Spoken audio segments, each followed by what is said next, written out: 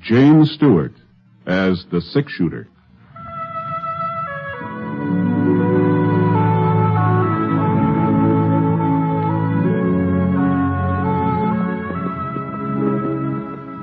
The man in the saddle is angular and long-legged. His skin is sun-dyed brown. The gun in his holster is gray steel and rainbow mother of pearl, its handle unmarked. People call them both the six-shooter.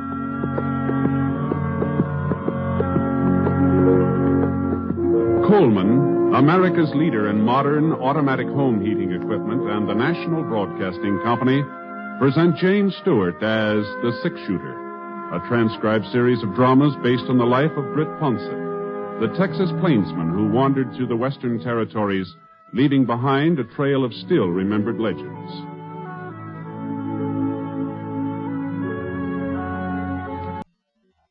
Now, Act One of The Six-Shooter, starring James Stewart.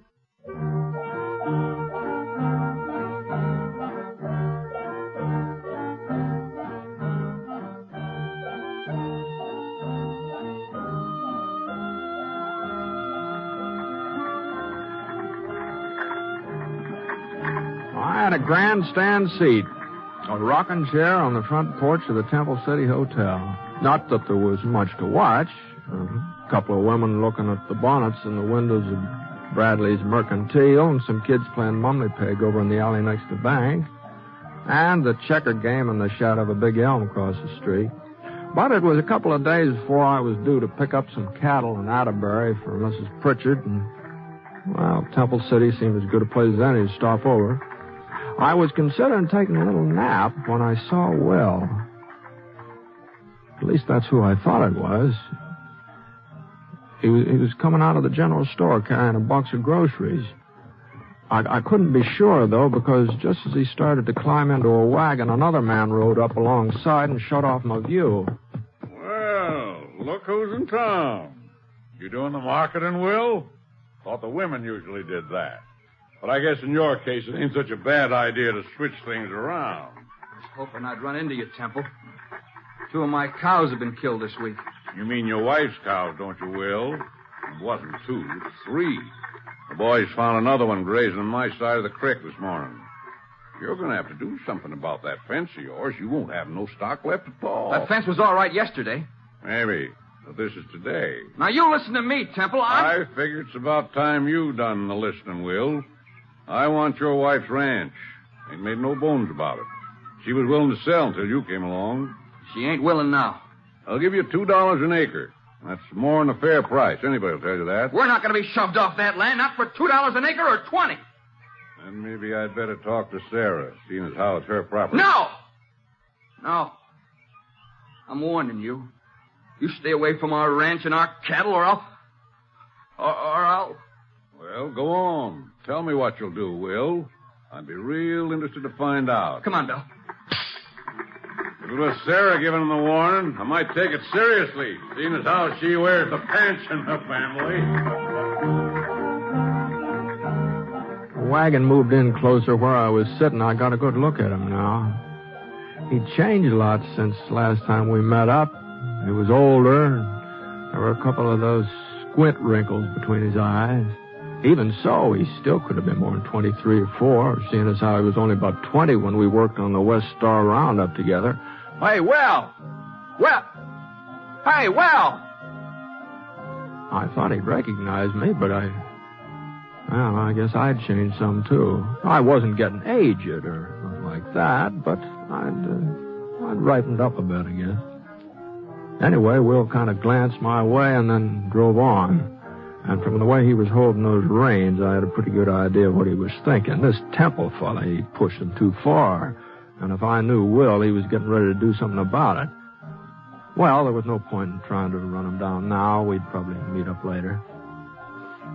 So I went into the hotel and looked around for a place to sit down. The clerk behind the desk was playing a game of solitaire. Howdy, Mr. Ponset. Something I can do for you? No, don't think so. Room all right? Yeah, it's fine. Room's fine. Real pleasure having you staying with us. Anything you'd like, will you? The Black Queen. Huh? It plays on the King of Diamonds. Oh. thank you. Like to look at the Denver paper? Just came in on the stage. No, thanks. Just the same. I was sort of figuring on a little snooze. A little too much racket outside. I know what you mean. Noah Temple's got a voice that carries all right. I could hear him and Will arguing clear in here. Yeah? Don't amount to nothing now, Mr. Ponset. They've been squaring off like that ever since Will moved to town and married Sarah Blake. Oh? Oh, looks like I'm stuck. Good thing I'm not playing at the gambling hall. I'd be out $50. You see, Noah's got the idea of buying Sarah's ranch, and there ain't going to be no stopping him until he buys it. Will he need her land for any reason? Sure thinks he does. Now, if I can just get me the ace of spades. 40 years ago, Noah's grandfather started this town. He owned all the acreage between the foothills and the creek out south. Old Temple City was named for him, as a matter of fact. Is that so? But the old man's son, Fred, well, he wasn't much good. First thing you know, he'd sold off nearly everything his dad had left him. When Noah took over, he swore he'd get all the Temple property back again. Guess it sort of stuck in his craw that the Temples wasn't the biggest outfit in the valley no more. Doggone that Black Seven. How's Noah Temple been doing? Well, first folks didn't take him serious. They thought he was just a talker like his father, but he sure fooled them. Today he's got more acres than his granddaddy ever had. There's only one piece of the original Temple setup he ain't been able to buy back. That land of Sarah. Oh? Sure was a surprise when Will wouldn't let her sell it. Nobody ever figured he'd stand up to Noah. A man like him. Well, is there something wrong with him? 7, 8, 9. What's that? Oh, well, you see, Mr. Ponset, Will's a coward. Yes, he is. He's yellow clear through. He won't ever wear a gun. If there's a posse being formed, but he don't go along. And if there's a fight, he lays low. You can call him names, you can insult him. The way Noah Temple did, he just takes it. Gee, that sure don't sound like him to me. You know Will, Mr. Ponset? Used to. A couple of years ago, we worked around up together. Oh, that must have been before he moved to Temple City. Yeah, it's down in Texas. Back there, Willie Techman wasn't afraid of nobody or nothing. And for a youngster, he's mighty fancy with a gun. Techman? That's right, yeah. Oh, but that ain't his name, Mr. Ponset. Will's name is Fetter. Oh? Yeah, Will Fetter. Oh, no wonder you were surprised about him being yellow. You got the wrong man. Uh-huh. Well, they must look alike. This friend of yours and Will Fetter. Yeah. Yeah, I guess I do, yeah.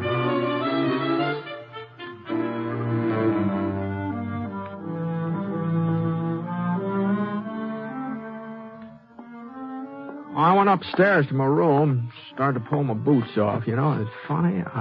I hadn't been doing anything but sit all day, and my feet hurt worse than I've been walking 20 miles. Oh.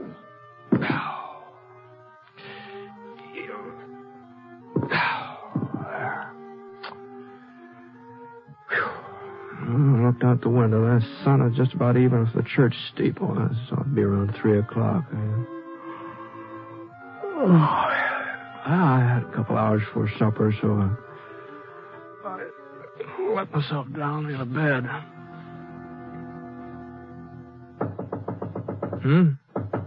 Yeah. Well, come on in. Mr. Ponset? Oh, excuse me, ma'am. I didn't know it was a lady. I'm sorry to bother you, Mr. Ponset. Oh, not at all. I wasn't exactly what you'd call busy. Won't you sit down here? Thank you. Here, wait, I'll get those boots out of your way.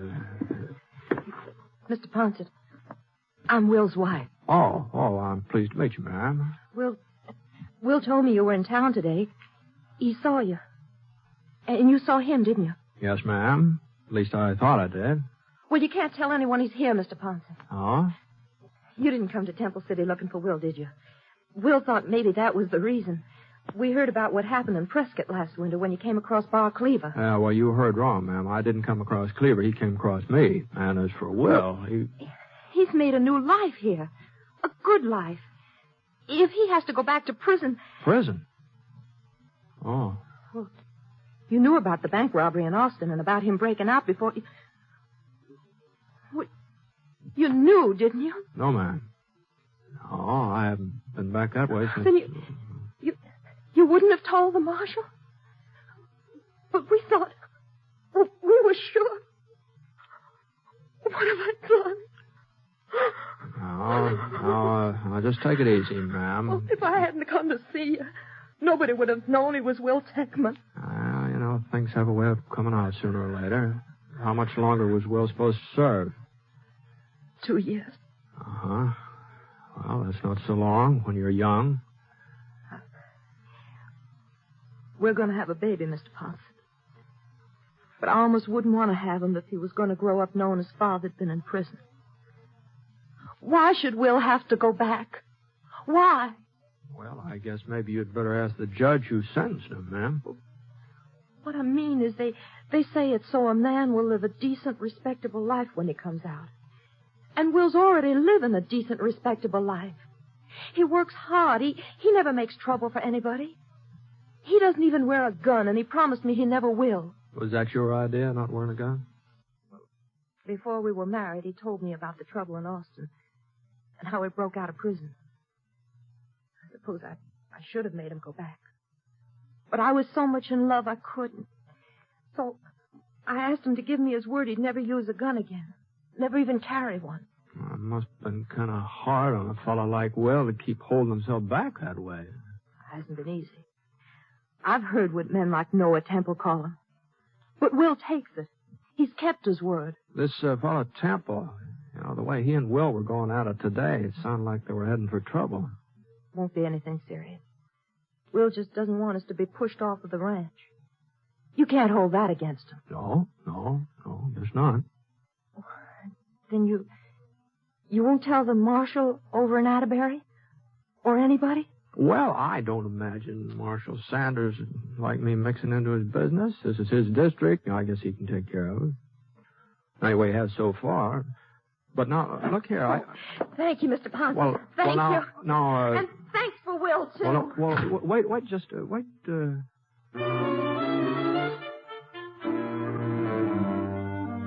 after all, most of what she said was true.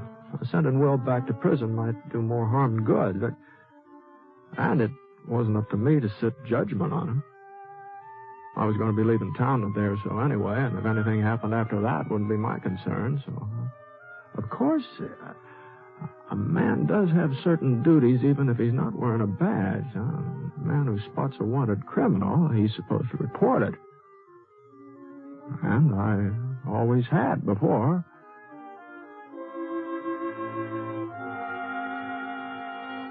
I scraped some of the mud off my boots and washed my face, put on a clean shirt, and went downstairs into the lobby. The clerk was still playing solitaire. Just beat myself again, Mr. Ponset. I was playing in the gambling hall. I'd be ahead about $140. Pretty good for one afternoon, eh? Yeah, real good. About time for supper? Yeah, go right on in. Molly will fix you up. Got baked ham tonight. Fine. Oh, say, Mr. Ponset. Yeah? Remember us talking about Will Fetter and him being afraid to carry a gun? Uh-huh. Well, the darndest thing just happened. Oh, it wasn't any more than 15 minutes ago. I guess everybody's talking about it. He went into Bradley's mercantile and he bought himself a carbine. Oh? Of course, he's just trying to bluff Noah Temple. Folks are giving 10 to 1. Will don't even know how to load a rifle. Where you going, Mr. Ponset? Dining room's over there. I guess maybe I'm not hungry yet. Say, whereabouts is Will's ranch? I think maybe I'll take a little ride. Maybe work up an appetite.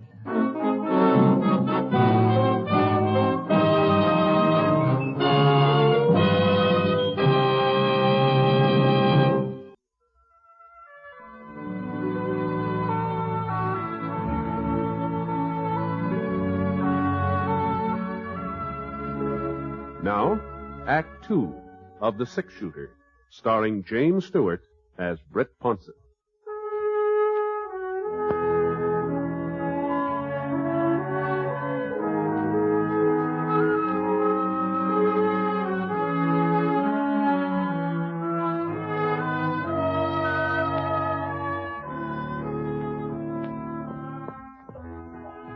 The Fetter Ranch was about 2 miles south of town, and from the outside looked neat and comfortable, well kept up.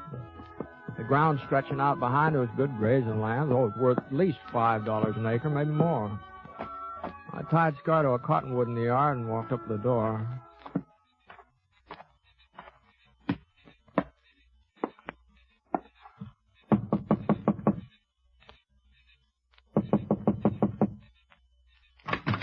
about time you got home, Will. That was...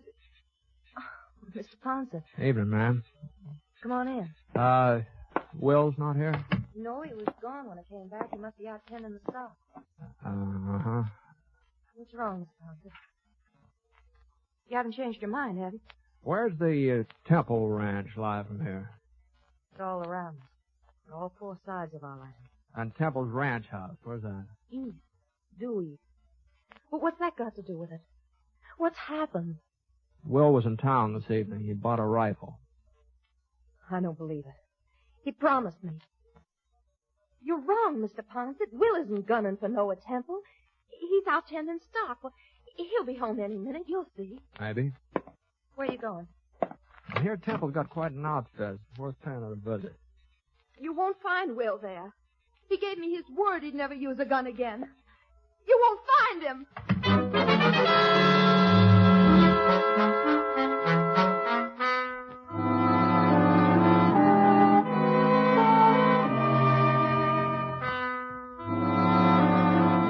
I headed due east for about a quarter of a mile, and when I came to the edge of Will's property, I saw a sorrel tethered to a fence post. Looked like Will had decided to go the rest of the way on foot, so I climbed out of the saddle and looked around. There was a big break in the fence, but the cattle hadn't made it. That barbed wire had been cut. And there were 4 heifers and a couple of steers lying just over the Temple boundary. Well, there just wasn't much question about it. They'd been shot. So I crawled through the opening and went right past a big sign that said, Temple Ranch, trespassers will be shot. I found some footprints. I figured they were Will's.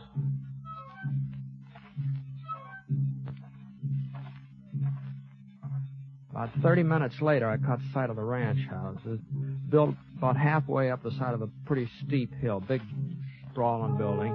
There was a light inside, and I could just barely make out Noah sitting at a desk working on some papers. But where was Will? He had plenty of time to get here. And I heard a step and swung around. There was one of Temple's hands pacing up and down near the stable alongside the house. The way he was holding the rifle, it looked like an army sentry instead of a cowhand. All of a sudden, he gave a little gasp. I saw a shadow tighten around his throat. The sentry went down, and there was a struggle. Not very noisy, though. Not noisy enough for Temple to hear it. And then everything was quiet. The shadow stood up.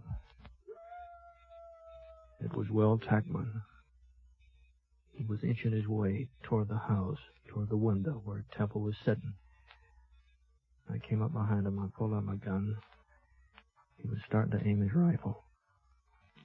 Will. Drop it, Will. Yeah.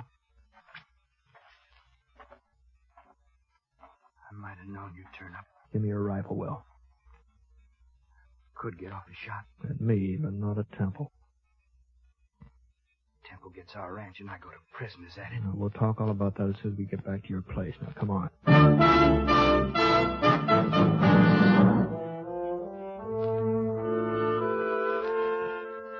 I carried Will's rifle and led the way. About 20 minutes later, we passed another one of Temple's guards. He was dozing, didn't notice it. Still had a couple of miles to go before we'd reached the fence where we'd left the horses. Will was sort of panting for breath. All right, let's rest a minute. Okay.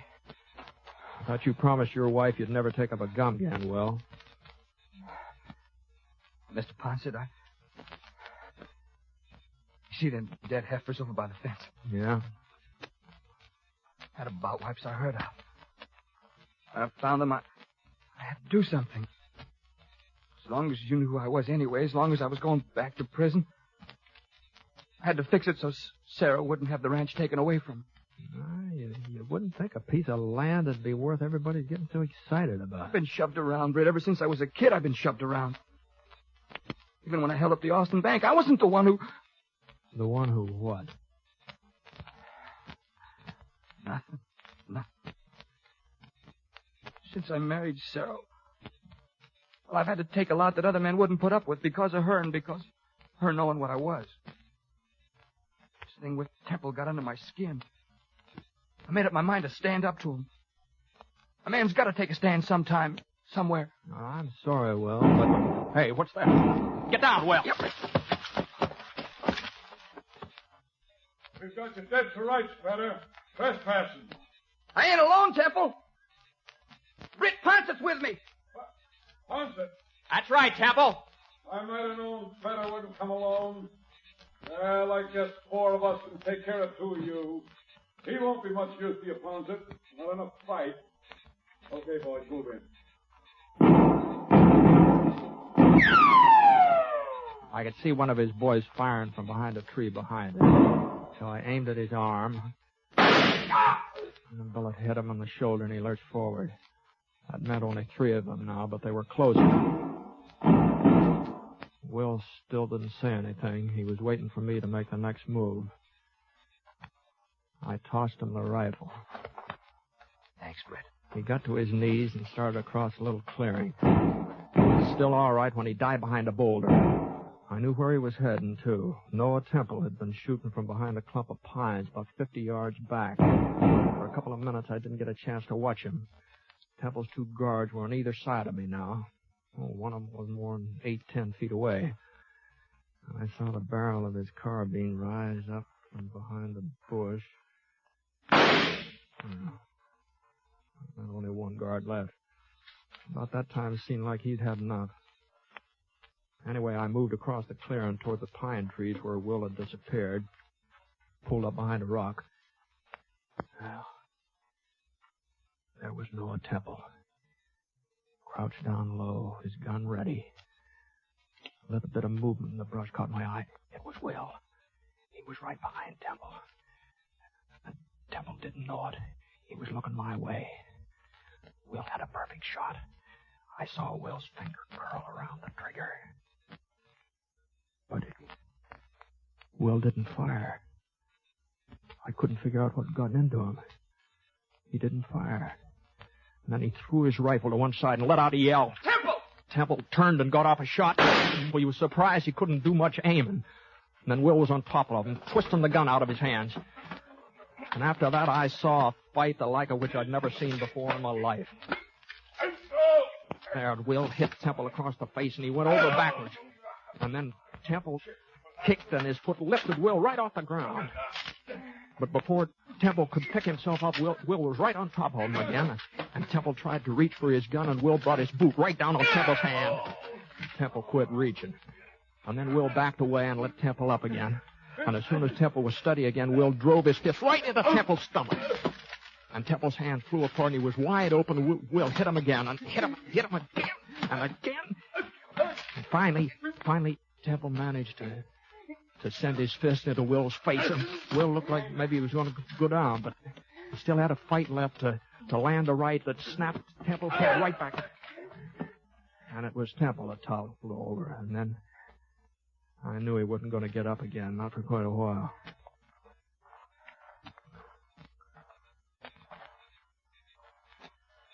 Feel better, Will? Yeah. Yeah, lots better. You had your chance to kill him. You had a perfect shot. You didn't have to fight him this way. It's the only way I could fight him, Britt. Huh? I had him in my sights. Something kept me from pulling the trigger. Maybe you'll think I'm crazy, but I kept remembering what I'd promised Sarah. That I wouldn't use a gun again. I couldn't pull that trigger, Britt. I just couldn't. Uh-huh. Well, let's see if we can't get Temple here to a doctor. You know, it looks like he needs one.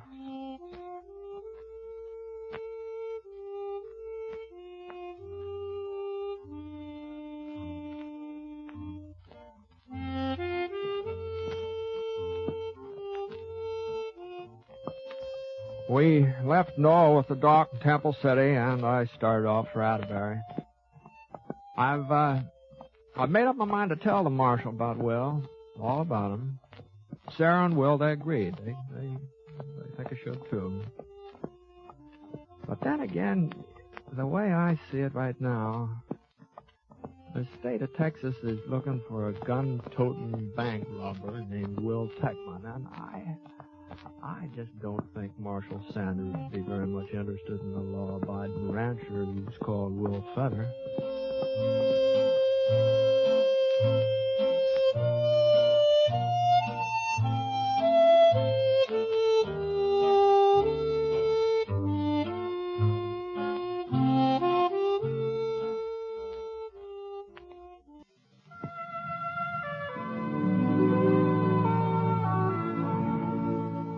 Coleman, America's leader in modern automatic home heating equipment, and the National Broadcasting Company have presented James Stewart as the six-shooter.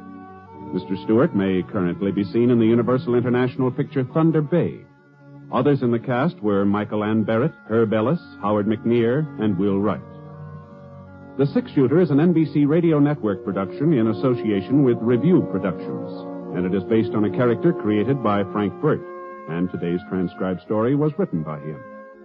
Special music was by Basil Aslam, and the entire production is under the direction of Jack Johnstone. All characters and incidents were fictitious, and any resemblance to actual characters or incidents is purely coincidental. Hal Gibney speaking.